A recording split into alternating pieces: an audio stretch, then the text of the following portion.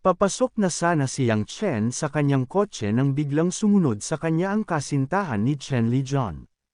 Napalingon si Yang Chen at tinanong ito, "Bakit mo ako sinusundan?" Tumingin sa kanya ang babae at sinabing, "Ako na ang babae mo ngayon, kaya sasama ako sayo."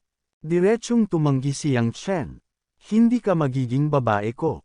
Tigilan mo na ako." Gusto pa sanang magpaliwanag ng babae, pero wala na talagang pakialam si Yang Chen. Napangiti si Wang Chonny at may halong pang-aasar na tanong. "Ano yan? Nagsusumamo ka pa sa kanya? Nakakahiya ka naman." Nag-init ang mata ng babae at napaluha. Sinabi niya. Sinabi ni Chen Lijian na natalo niya ako kay Yang Chen, kaya kailangan kong sumama sa kanya. Pero bigla siyang tinulak ni Wang Chonny, sabay malakas na sabi. "So lahat na lang nang sabihin ni Chen Lijian susundin mo. Paano kung sabihin niyang mamatay ka? Papakamatay ka rin. Layas. Bago pa kita saktan." Pagkatapos noon, sumakay si Wang Chonny sa kotse ni Yang Chen, isinara ang pinto, at parang natural lang na naupo sa loob. Napabuntong hininga si Yang Chen at tinanong, "Anong ibig mong sabihin doon?" Ngumiti si Wang Chonny, "Wala, kailangan lang kitang bantayan, baka may babaeng agawin ka pa sa akin." Pinag-cruise niya ang mga braso, tapos sabi niya, "Fair na. Akala ko ba tatanggap ka ng ride requests ngayong gabi? Bakit ka natitigilan?" Tinanong siya ni Yang Chen. "Uuwi ka ba kasama ko?" Sumagot si Wang Chonny, "Pwede ba?" Pero agad siyang binasag ni Yang Chen. "Siyempre, hindi." Napangiwi si Wang Chonny. Bakit ka pa nagtanong?" "Fair na. Ihatid mo na ako. Gagamitin ko na tong kotse mo." Pinaharurot na ni Yang Chen ang kotse para ihatid siya sa bahay nito. Pagkalipas ng kalahating oras, nakarating na sila sa bahay ni Wang Chonny. Sinabi ni Yang Chen kay Wang Chonny na, "Andito na tayo." Bumaba si Wang Chonny, pero bago ito tuluyang makapasok, tinawag siya ni Yang Chen. "Wang Chonny, sa totoo lang, maganda ka. Mas bagay sana kung medyo baguhin mo lang ang style ng pananamit mo." Pagkasabi noon, umalis na si Yang Chen, habang kumaway si Wang Chonny bilang pamamaalam. Habang nagmamaneho, napangiti si Yang Chen at sinabi sa sarili, "Okay, balik trabaho na." Ilang sandali pa, dumating na siya sa XX Hotel kung saan niya sisunduan ang susunod na pasahero. Lumapit siya sa lalaking naghihintay at nagpakilala. "Ako ang driver mo ngayon." Sumakay na ang pasahero. Napatingin si Yang Chen at napaisip. Kakagaling lang niya sa motel, at halatang malungkot. Mukhang may problema na naman sa girlfriend.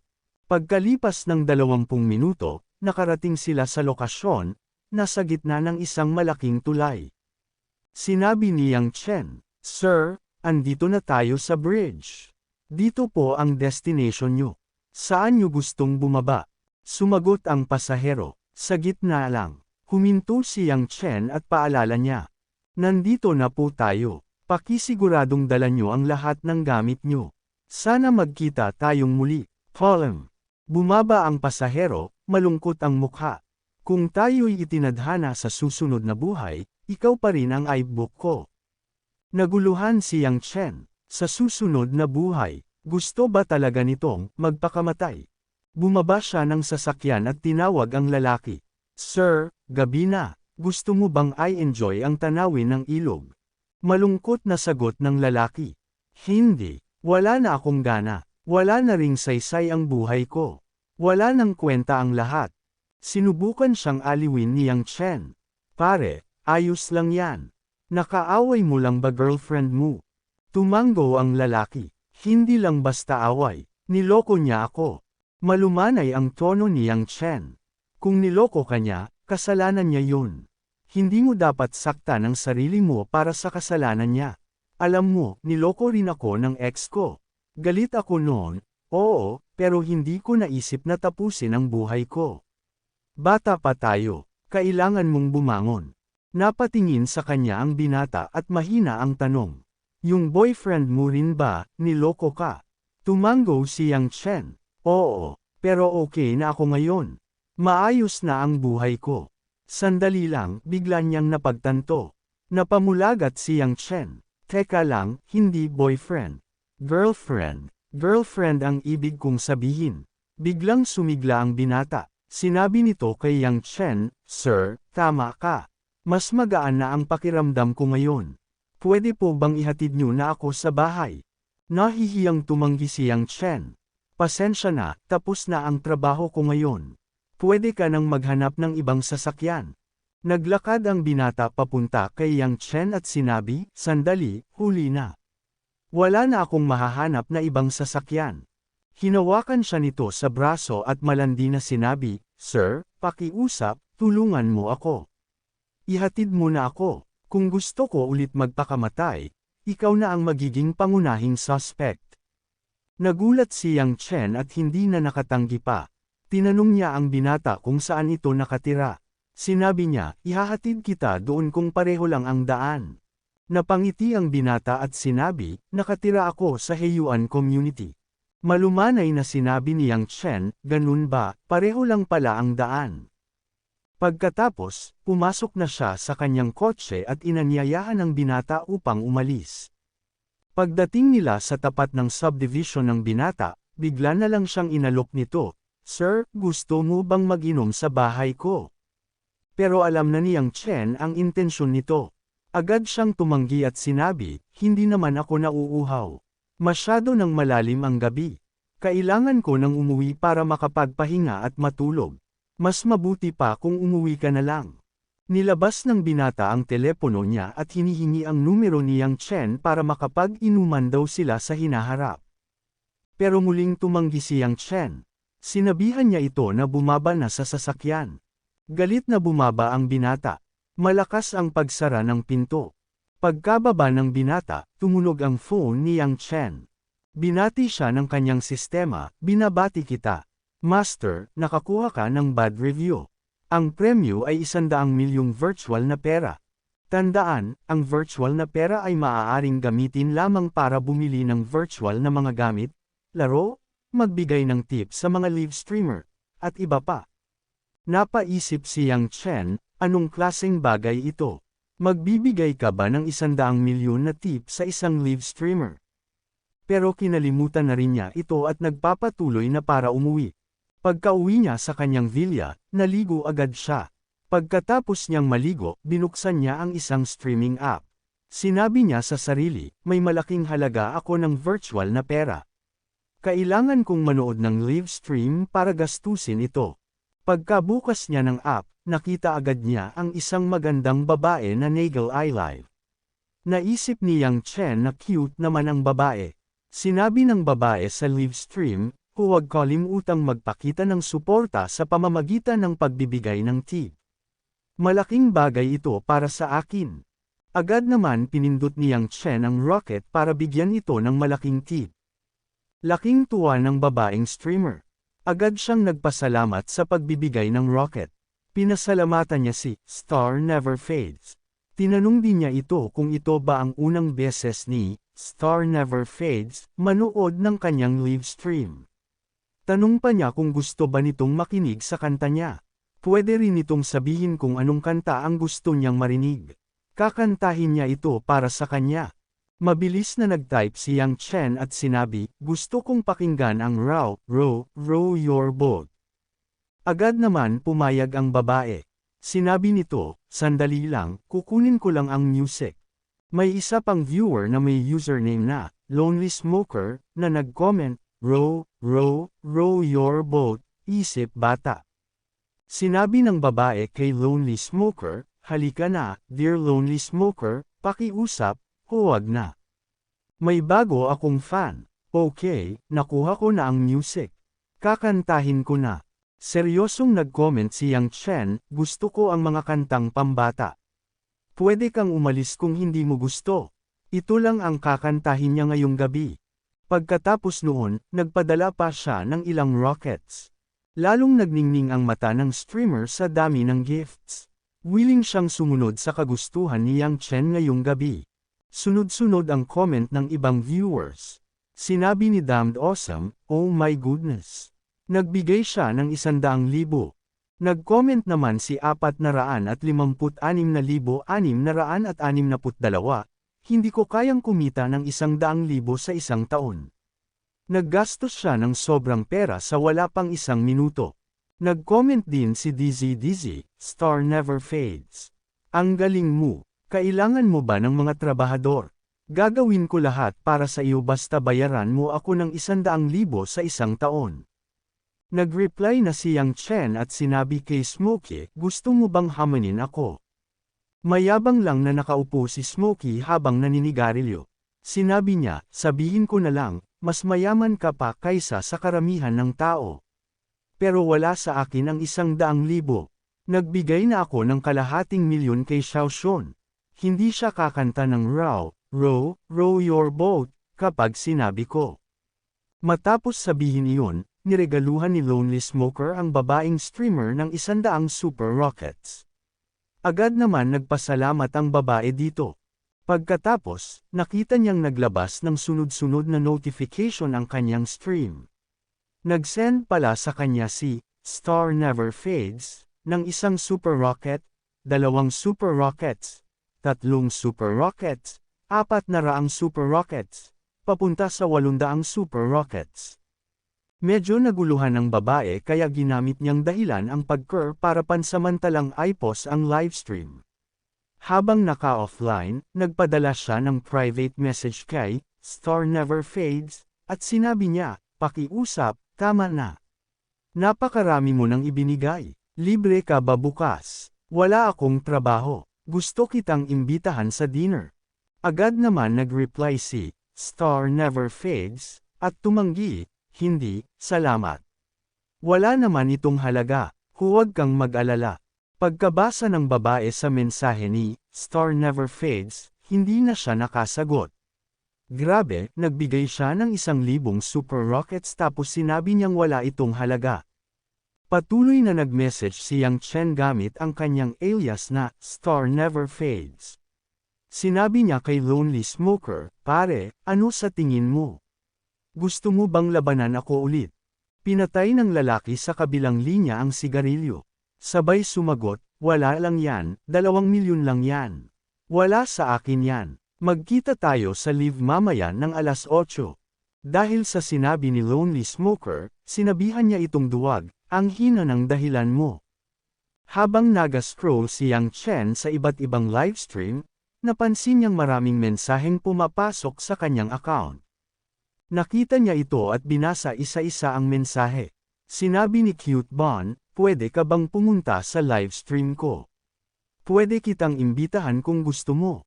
Binasa rin niya ang mensahe ni Sexy Pendulum, mas magaling ako kumanta kaysa sa kanya. Row your boat, ay paborito ko rin.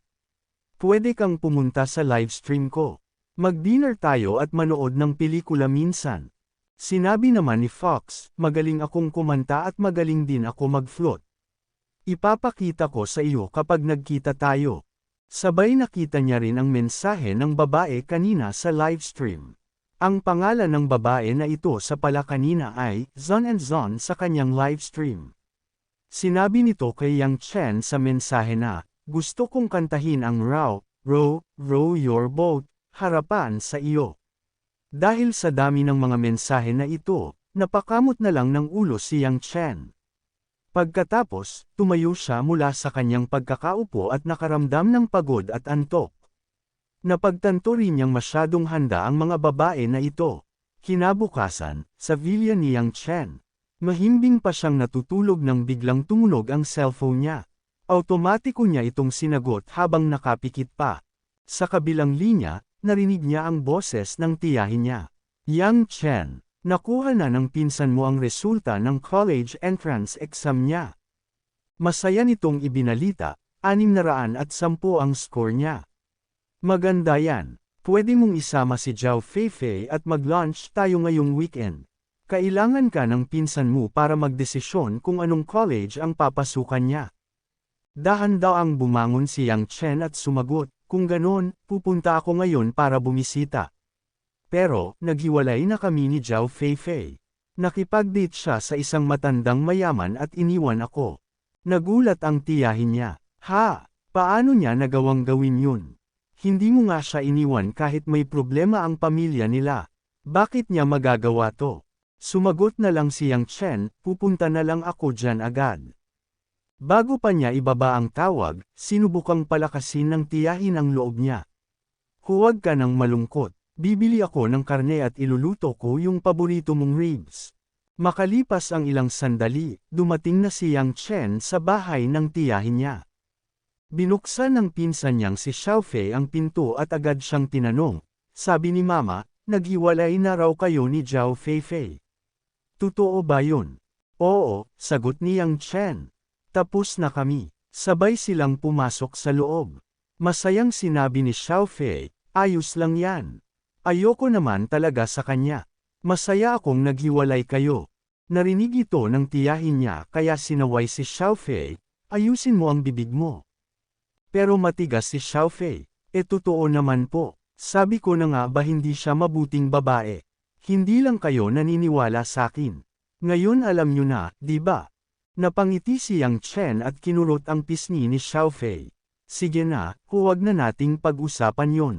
Xiaofei, sabi ng mama mo 610 ang score mo. Masaya siyang tumango. Hindi naman masamang grado yun. Umupo si Yang Chen at sinabing, maganda yan. Malapit sa nakuha kong score noon. Anong college ang gusto mong pasukan? Habang nagbubuhos ng tubig si Xiaofei, sagot niya, hindi ko pa alam. May maipapayo ka ba? Tinanggap ni Yang Chen ang baso at tinanong siya, anong trabaho ang gusto mo sa hinaharap?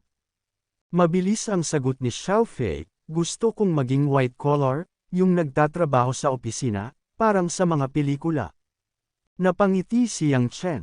Kailangan mas specific ka. Maraming klaseng propesyon na nagtatrabaho sa opisina. Anong industriya ba ang gusto mo? Trade, finance, marketing. Napakamot lang ng ulo si Xiaofei. Mukhang hindi pa niya alam ang gusto niya talaga. Habang masaya silang nagkukwentuhan, biglang lumabas mula sa kusina ang tiyahin ni Yang Chen at masiglang sinabi, Chen. Eto yung number ng babae.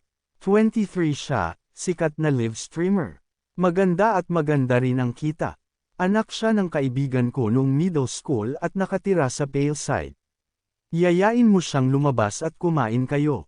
Napangiti na lang si Yang Chen, iniisip na ang tiyahin niya ay talagang mabilis magpakilala ng posibleng makarelasyon. Itinaas niya ang kamay at sinabing, wala pa akong balak makipagrelasyon ngayon. Baka sa ibang araw na lang natin pag-usapan. Medyo naalarma ang tiyahin at sinabing, huwag kang magbiro. 25 ka na, malapit ka nang mag-30. Kailangan mo nang makahanap ng girlfriend. Mas maaga, mas mabuti. Halika na, isulat mo ang number niya. Naintindihan din ni Xiaofei ang ugali ng ina nila at sinabing, ay friend mo na lang siya agad, kuya. Kasi kung hindi, hindi ka titigilan ni mama. Napilitan na lang si Yang Chen na ilabas ang telepono para kunin ang number ng babae. Bago umalis ang tiyahin niya, paalala nito, ayos. Huwag mong kalimutang kausapin siya, ha? Magluluto lang ako. Napakamot na lang ng ulo si Yang Chen at sumang-ayon. Lumapit si Xiaofei, gustong makita ang litrato ng babae. Tingnan ko nga, gusto kong malaman kung mabuting babae ba siya. Magaling akong tumingin sa mga babae. Alam ko kung skittish o hindi. Tiningnan ni Yang Chen ang picture, at agad siyang nagulat, siya ang babaeng binigyan niya ng maraming rockets noon. Napaisip siya, ang liit nga talaga ng mundo. Nang makita ni Xiaofei ang litrato, agad siyang nagsalita, sigurado ako, isa siyang tusong babae. Nagulat si Yang Chen at tinanong siya, ha? Bakit mo nasabi yan? Paano mo nalaman? Pinakita ni Xiaofei ang litrato ng babae na may hawak na mamahaling bag. Tingnan mo yung selfies niya, puro mamahaling bag at mga lugar na sikat lang sa social media. At yung mga caption niya, masyadong arte. Chen, maniwala ka, isa siyang tusong babae. Biglang lumabas ang mama ni Xiaofei mula sa kusina. Anong pinagsasabi mo? Ayusin mo ang pananalita mo. Seryosong tugon ni Xiaofei, kakauwi ko lang ilang araw pa lang, tapos ganyan na agad.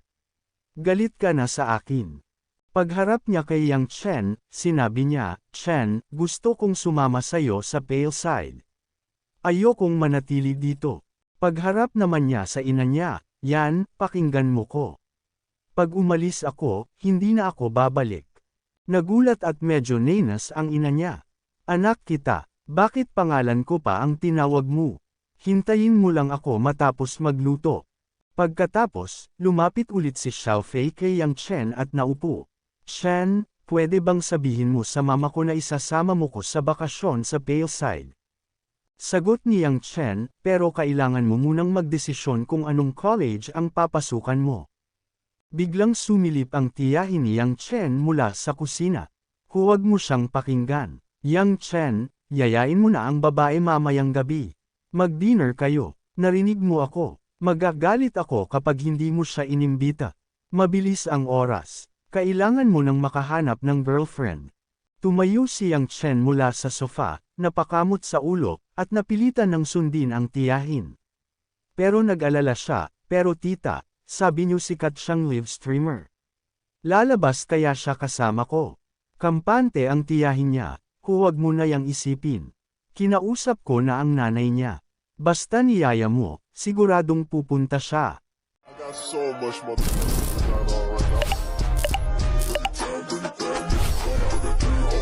right now.